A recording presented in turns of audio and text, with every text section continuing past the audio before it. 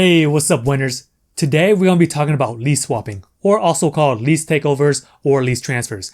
These kind of leases are perfect for those who are looking to get their foot in the door into the leasing space. The great thing about lease swaps is that you can drive a car for as little as a few months without having the commitment of 2 or 3 years. And when your lease is up, you would just turn your car into the leasing company as you would if you had a brand new lease. There are a lot of times where you could find cars that have low mileage, so you can spend a lot more time enjoying and driving the car. So the best website to find short-term car leases is going to be Swap-A-Lease. So imagine AutoTrader, but just for leases. So this is where people can list their vehicles that they want to transfer the lease. So with this website, you can make a profile and an account if you actually want to go through with the lease. But if you're just browsing, you can do this completely free without even making a profile. So just think Swap-A-Lease just as a middleman who can help you complete the lease transferring process with the car finance company. And once the process has been completed, then you could go get your keys. Another possibility with taking over leases is going to be going through forums like leasehackr.com. So with this website, it is a great community of people who are trying to get leases, and they also share deals that they were able to get on this forum. There's also a section on this forum where owners post their leases that they want to transfer or get rid of. I must say the downside with this forum is that you got to do a little bit of digging to figure out where these leases are located, since this section, they share leases from all over the US. Sometimes the original poster is nice enough to put the location in the title. Me personally, I like Swap-A-Lease more just because it's a little bit more easy just to figure out certain types of criteria, like how far the car is away from you, how much mileage does it have, and how many months does it have left. This just makes it a little bit easier just to filter out the car that you want. So before we dig deeper into the process of getting a short-term car lease, let's go over one thing. Just like any lease, you should still run your own numbers just to see if you're still getting a good deal. Just because you could get a short-term car lease doesn't mean that you should skip on this step. So some of these leases can be from people who can't afford the payments anymore, or the deal just wasn't great in the first place. So if you haven't seen my car leasing video where I shared how I got a 1% car lease, head over there and check it out. In that video, I go into the specific details of what numbers to run and what is the ideal calculation when you're looking for a lease. That process will be the same whether you're leasing a car for 36 months or 7 months. You ideally want to get your car payment as low as humanly possible. Just remember, when you're taking over a lease, you're usually working with people instead of car dealerships. So there's always room for negotiation. There are some times that car dealerships do post leases on Swap-A-Lease, but you can usually tell and you can avoid those. The ones that you know that are from people usually have some type of odd numbers of months left, like having 17 or 23 months left on the lease. Random numbers like that let you know that they're probably from people. So when you're looking for a short-term car lease, these are the 8 key factors that you should look for. Miles per month, months remaining, cash incentives, down payment, MSRP of the car, monthly payment, contact and negotiation, and finally, the meetup. I know that this seems like it's a lot when you're looking for a short-term car lease, but this will be the best way to know if a short-term car lease is worth it for you. Just because leasing a car for a short amount of time, you should make the numbers work in your favor. The first key factor to look at is the miles per month, because there's no point in getting a car lease where you only could drive a few hundred miles per month. To get the most bang for your buck, you want to find cars that have the lowest amount of miles so you can get more time driving your car. But getting a car with a lot of miles left, this lowers your risk in the case of you undercalculated of how many miles that you would be driving. So for instance, say you're taking a look at this BMW 5 Series. This particular vehicle has about 1,404 miles left. So if you multiply this number by 12, which is the number of months in a year, you have about 16,848 miles. Just keep in mind that with most typical car leases, they range anywhere from 7,500 to 15,000 miles per year. So if you were to lease a brand new BMW from a dealership, you would typically get a lower monthly payment if you were driving fewer miles. So with this particular deal, you could drive 16,000 miles per year. Let's dig a little bit deeper because this looks like a pretty solid deal. The next thing you want to look at is the months remaining. This is really a personal preference. You can either lease a car for 5 months or for 27 months, which is the case for this vehicle. Either way, the process is gonna be the same. So it's a little bit over 2 years, so it might be good for some, but not for others. The next thing that you wanna look at is cash incentives.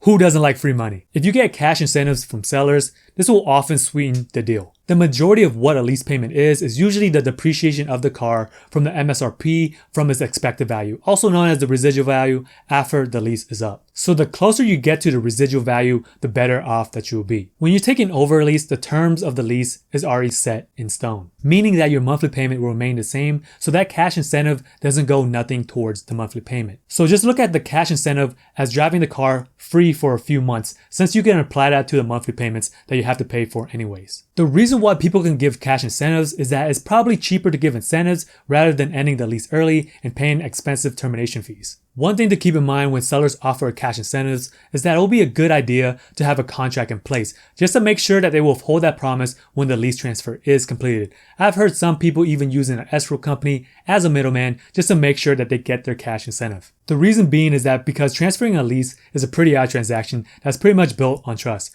because the other person gets to keep the car while the paperwork and the transfer is actually being processed, although you already committed legally by signing the transfer paperwork. The next thing you want to look at is the down payment. Me personally, I try to avoid down payments for a lease as much as possible. Just remember, if the seller requires a down payment, it's not due to the financial companies requiring a down payment, because the contract and the terms of the lease are already made and cannot be changed. So for the down payment, it's typically for the seller to cover their fees for the transfer, or it was a down payment that they put down initially for the lease. Remember, you're working with people here, so this is negotiable. The next thing you want to take a look at is the MSRP of the vehicle. The main reason why you want to know this number is that this is how we calculate the 1% lease. So in the case of this BMW, the MSRP is about $67,000, so a monthly payment of $670 or less is ideal. Just remember that the 1% rule is just a simple thing to think about when determining if a lease is good or not. Not all leases will come close to the 1% rule, but the closer, the better it will be. Majority of the time when you see a lease on Swap-A-Lease or any other type of forum, they usually give you a window sticker price, or if they don't, you could always ask them to see what was the MSRP of the vehicle when they leased it. Now you know the MSRP, now let's take a look at the monthly payment. Since you already know that 1% of this lease will be $670, so you're going to be looking for a number at this price or lower. So in the case of this vehicle, it says that the monthly payment is $519. But wait, depending on where you live, there's something called taxes. So in this case, you live in Southern California and there's a 9% sales tax. So for simplicity's sake, $519 plus 9%, this will equal to a payment of about $565.71 per month. But wait, there's more. This car also has a down payment of $2,500. So now let's just say that you weren't able to negotiate a price that's lower than this and you have to pay this free upfront. To calculate to see if this deal falls underneath the 1% rule, add everything up to get an estimated monthly payment. So let's divide $2,500 by 27 months.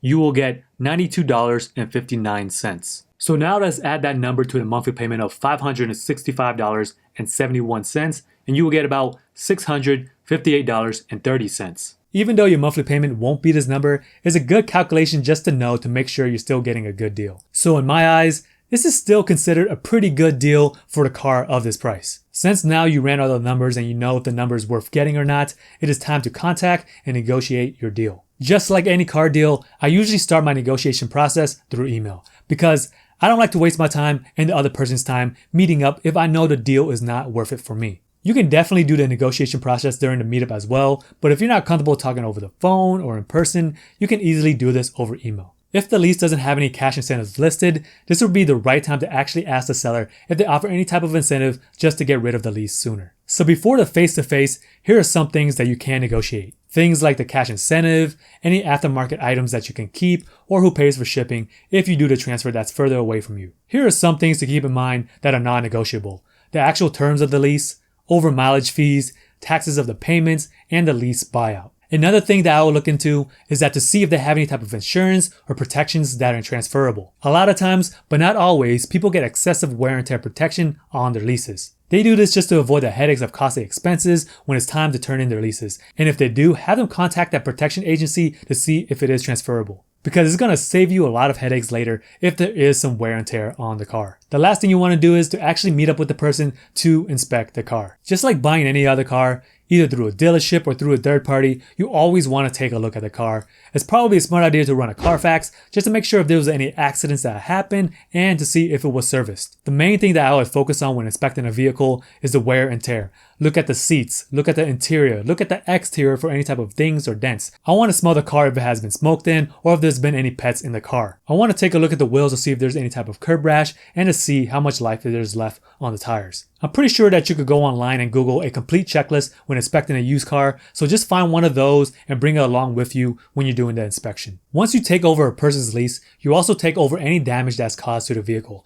And when it comes time to turn in the lease, you are held responsible for it. And if you're not comfortable with inspecting the vehicle, you can always have a professional do it, but it will just cost you a little bit more out of pocket. During this meetup, you're not only inspecting the vehicle, you're also going through the original lease contract. Even though that they might have already told you what's in the contract over email or phone before they actually went up to meet with you, you can't trust anyone unless it's in paper. And since you're going to be taking over this lease, it's good to know the exact numbers of everything like the mileage fees, disposition fees, the buyout price, and the exact miles that are allowed. Also at this time, you should be taking pictures of the car. Things like the odometer, the interior, and the exterior. The reason being is that the person will still hold on to the car until the lease is finalized. So once you check off all the boxes and you look at these 8 key factors, it is time to start the process of taking over a lease. Just remember though that you're going to be going through the financial company that owns this vehicle. So in the case of this car, it's going to be BMW Financial Services. So depending on your credit, this is going to be a determining factor whether or not you can take over the lease. Majority of the time, the leasing company will require you to have as good or better credit than the person that you're taking the lease from. Because if you have worse credit than the person who has the car,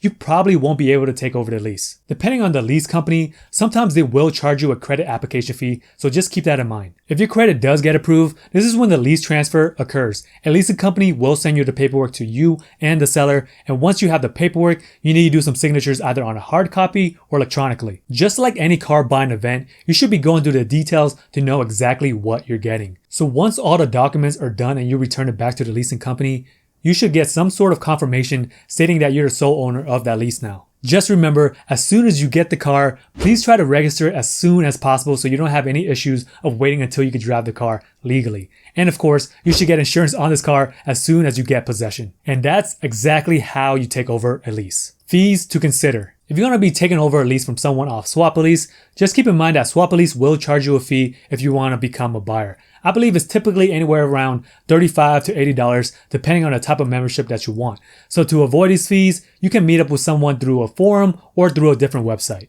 Each state has their own laws on how they tax car leases. So depending on the state that you live in, you may have to pay taxes on the lease takeover. Some states allow you to roll the taxes into the monthly payment, and some states require you to pay the taxes up front. Just keep this in mind to prevent you from being surprised by a tax bill once the transfer has been completed. As mentioned before, sometimes the leasing company will charge you a credit application fee, which may not be refundable. So this really depends on the financial company that owns the car. Vehicle inspections. While this is not necessary, but it may be recommended if you're not comfortable doing the inspection yourself. Sometimes this inspection can cost you anywhere around $100 or so, but it may be worth your investment not to get screwed in the future when it comes time to turn in your vehicle. If you're not transferring a lease of a car that's close to you, you may have to think about transportation costs. This is either you going out there and driving it back or have the owner ship it to you. Remember, this type of fee is sometimes negotiable, meaning that it's possible to get the seller to pay for shipping. Vehicle registration. Just like anytime you get a car, you're going to need to register it. Depending on the type of car that you decide on getting, it is a good idea to contact the DMV or head to the website to get an idea of how much it will cost to register the car. Alright guys, I know this was quite a bit of information in this video, so if you guys have any questions, let me know in the comments below, and I try my best to answer them to the best of my ability. So go out there and find some steals, or come hang out with me some more over here.